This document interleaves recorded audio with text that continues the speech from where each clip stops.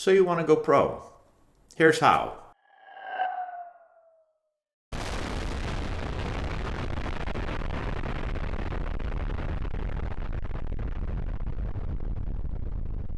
Now that might sound like a really clickbaity title, and that's because, well, it is a really clickbaity title. To be honest, there's a lot of things that are completely out of your control when it comes to going pro. The genetic lottery, I talk about that a lot. It's not really up to you at all whether you're going to be 5'3" or 6'4", 230 pounds. It's going to be a lot easier if you end up being 6'4", 230. Not saying you can't go pro if you're 5'3", but it's going to be a lot more difficult. Injuries, luck, that plays a big role in it as well. But there are a lot of things that you can do, a game plan that you can put together that will help you, give you a better chance to become a professional player. And this isn't just for becoming a professional player. This could be being a college player, it could be being a high school player, just improving your game. Now, these are some of the things, I made a list here of some of the things that have helped me throughout my journey. When I look back and say, what helped me become a really good high school player? What helped me get a college scholarship or get drafted out of high school? What helped me out of college end up getting drafted in the first round? And then what helped me move through the minor leagues and get to the big leagues? And so hopefully you can take some of these away. I know you can. You can take some of these steps and apply them to yourself, because I know they will help you improve. And again, doesn't mean if you do all of these things, you're going to go pro. But I know if you do these things, you will have a better chance at going professional if you want to, and you will have a better chance of improving your total game. Now, I get this question all the time. And when I thought about what is it, what separates those players, what helps those players that end up making it really far in the game? For me, the first thing and the biggest thing that comes to my mind is having my life really structured around baseball. My baseball development was a huge priority for me, and a lot of time and energy, and I mean a lot of time and energy, was spent to improve my overall game. And this began at a young age. Now, this doesn't mean that I just totally neglected everything else in my life. It doesn't mean I neglected school. I still got good grades. It doesn't mean that I neglected having relationships with friends and with family. I had girlfriends throughout high school. I had girlfriends in college. I was married during the beginning of my playing career. I had a lot of relationships with really good friends, and I spent a lot of time with my family. A lot of time with my family actually was at the baseball field. But I didn't neglect those things. But what it does mean is that no matter what was on my schedule, whether it was seeing friends or being with my family or doing my homework and my schoolwork, baseball things, those things got done no matter what. I did not miss those things. And this is every single day. I didn't miss them ever. So I didn't miss practices. I didn't miss lifts. I didn't miss meals. My wife Laura makes fun of me all the time because I had a rule when I was younger, and this was before I even met her, but this is a high school rule, a college rule, and throughout my professional career, that I would never go over 3 hours without eating. And it's not because I would get so hungry after 3 hours that I would have to eat. It was that for most of my career, I needed to put on weight and add strength. It's hard for me to do that. And I needed to eat, and I needed to eat often. And so I would know every time I ate, I would know what time I ate at. Let's say I had breakfast at 8 a.m. Well, by 11, I would be eating again. And I never, ever, ever went more than 3 hours. So if we were going somewhere, Laura would laugh at me because I made sure that if I was going somewhere where I couldn't get food, I brought food with me. Because when 3 hours hit, I was eating. Didn't matter where we were at, didn't matter what we were doing, I was eating food. And I really had this mentality no matter what it was. When I went to bed every night, I would come up with a plan, a schedule for the following day. And again, this started really early. We're talking high school probably is where this started. I would have a plan where I would say, okay, I'm going to wake up tomorrow, and if it's a school day, I'm going to go to school from 8 to 2:30. And then I'm going to go after school, and I'm going to go lift from 3 to 5. And then after that, I'm going to, depending on the season, let's say it's hockey season, we had night hockey practices. So I would say, okay, then after that, I'm going to do my homework, and then I'm going to eat this for dinner, and then I'm going to go to practice, and then I'm going to get home, and I'm going to finish more homework, and then I'm going to have this meal. And so I would have everything planned out from basically when I woke up until when I went to bed. And I knew what I was going to eat and when I was going to eat it and what I was going to do. And there was no guesswork. There was a concrete plan. Now, it doesn't mean that things didn't sometimes change a little bit, but I did this pretty much from high school all the way through to the end of my career. And this is what really allowed me to not miss anything. So if my plan was to work out 4 times a week, then when I wrote out the plan, I made sure I put my lifts in, and nothing was going to let me miss that lift. Nothing. And that's really important. Nothing gets in the way. Someone didn't call me and say, hey, Matt, let's go out to do this. And I said, okay, I'm going to go out and do that, and I'm going to skip my lift. I would say, sorry, I can't go out and do that because I have to go work out. Now, not everybody's willing to put in that type of work or have that type of dedication, and that's okay. Again, I'm not telling you you have to do that. I'm just telling you what I did and what I think a lot of really good players do. And so I can say, again, I can honestly say I didn't miss a lift from high school until the end of my career at right around almost 30 years old, unless I was just deathly ill and I couldn't get to the gym. So another thing is everything that I did was very, very intentional and done with a purpose. And so there was no going through the motions. And this is really important because we talked about making sure that you're having your lift scheduled and you have your food scheduled and you have your training scheduled and you're going to hit it this time and practice at this time and all that stuff.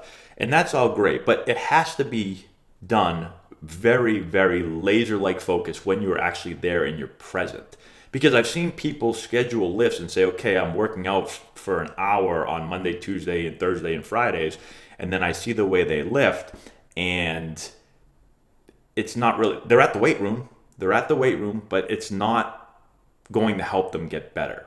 I've had players where I tell them, you can't just go to the weight room and look at the weights and get bigger and stronger. You actually have to lift them. So a quick example for me in the weight room, and one way that really helped me get stronger, because strength training was a huge part of my game. It was something that I realized in high school that when I first started to work out, I got bigger, stronger, faster. I threw harder. I hit the ball harder. I hit the ball further.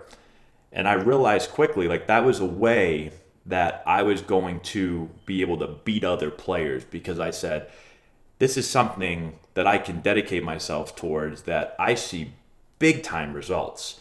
And I felt confident that not everyone else would be as focused, would be able to stick to a plan like I would be able to. And that's how I would be able to make gains on other players. So strength training was huge for me. I probably went into high school around 150 pounds. I left at 185 pounds. By the time I left college, I was 215 pounds. I went from someone that couldn't hit a home run throughout his high school career to then being able to finally hit home runs in college, which eventually helped me get drafted. And the way that I did that in the weight room, because people would say a lot, man, how did you get so strong? What did you do? A lot of people joke around, oh, what were you taking? You're taking illegal stuff. I wasn't taking illegal stuff. When I left Wake Forest, I held most of the strength training records for baseball players, for the baseball teams of past years. My philosophy when I did that was, when I worked out, I basically went to failure. And when I went under the bar, my mindset was, when I would go under the bar or any exercise, let's just say squat, my thought was, I'm going to lower the bar down and I'm either going to get back up or I'm going to get crushed and die under the bar. That was my mindset. And I would go as heavy as I possibly could. And I did so safely. I would have people there, because there's sometimes I couldn't get up underneath the bar because it was just too heavy. But I'd have people there to help me. But that was my mindset.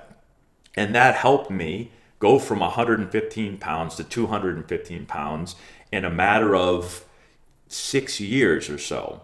But that was what I had to do to get better. So again, it's not just about going in the weight room, but it's about going in the weight room and really being unlike almost anyone else. Because again, not a lot of players are going to be willing to do that because it hurts. Like, lifting weights isn't always fun. And if you are able to do that, you will make really, really big gains, and it will help you as a player. And again, you use this philosophy, whether it's getting in calories and eating. Another part of getting strong is you have to know how many calories you need to eat. So I would figure out, this is how much I weigh, this is how, and a lot of this is experimentation. I would understand what I'm eating, and I say I have to put on weight. I'm going to eat more. I'm going to add a shake in. Oh, I gained a little bit of weight after a week or so. Let me add in a second shake. Let me add in a second dinner.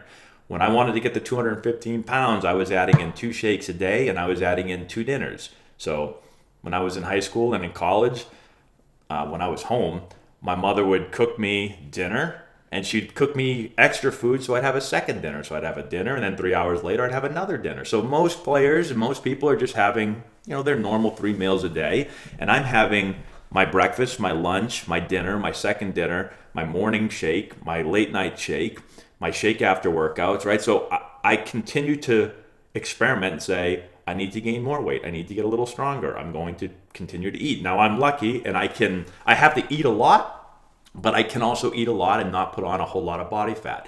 Again, not everyone is built like that. You might have to be someone that has to go the opposite way. You have to lose weight. You have to cut out food. And you have to be willing to say, I'm not going to eat that. Right? You have the decision. I can eat it, and it's going to hurt my ability on the field, or I can not eat it, and I can get in better shape, and I'll become a better player, and that's your choice. When it comes to hitting for more power, I knew I had to hit for more power, so what did I do? I grabbed a tee. There's a lot of ways to do this. This was the way I did it back in the day.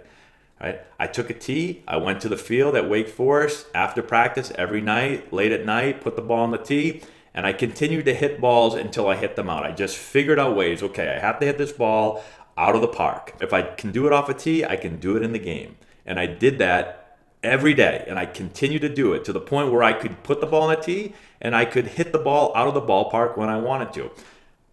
When I first started doing that, no chance. I was 30, 40, 50 feet short. But I continued to lift, I continued to eat, and I continued to do not just that drill. I did plenty of other drills, but that was just one way of me making sure that I improved my power, because I knew that that was going to allow me to get drafted higher and hopefully get to pro ball and one day the major leagues. So none of this is going to happen by accident, right? Nothing happens by accident. You have to come up with a game plan, and you have to be really, really consistent with it. That's another huge thing, consistency. You have to do this day in and day out, over and over and over again. And you think about all the years that it took through high school, through college, and through pro ball to finally get to where you want to get to. That's a lot of years. And not everyone's willing to put that much time towards it. But if you do, then you have the chance to reach whatever it is that you want to reach. Whatever that ultimate goal is, you'll have a chance to get there. So it's really about acting like a professional at a young age. Way before you're a professional, you have to be professional about it. You have to be real business-like about it. Tough for kids to do, right? If you're 15, 16, 17 years old, that might be really difficult for you to do. But if you can do it and you can stick to it, then you'll have a chance to go where you want to go. So again, those are just some things off the top of my head when I'm thinking about my career, and what are some things that help set me apart from other players that were in my control and that can be in your control. These are some of the things that come to my mind. So hopefully that helps you out. Let me know if you have any questions in the comment section below. Subscribe to the channel, hit the notification bell, give it a thumbs up, all that good stuff. We'll talk to you later. If you've got hitters that you're looking to improve before the start of next season, this is essential for you. Matt Antonelli here, former Major League player, first-round pick, and college coach. With this course, we're going to show you exactly, step-by-step, how to generate power, develop bat speed, and enhance swing mechanics. Regardless of your hitter's age, this course is going to deliver advanced hitting techniques that will allow any hitter to get better and make an impact at the plate this spring. We have a full catalog of training content that you can access from anywhere at any time. This course is perfect for players, parents, coaches, instructors, and more. It offers a comprehensive package of drills and techniques that you can directly implement. Our course has helped hitters all over the country at different competition levels, and the feedback that we've received has been outstanding. The work you put in now will drive your success at the plate this spring. Get the essential knowledge that you need to take your game to the next level.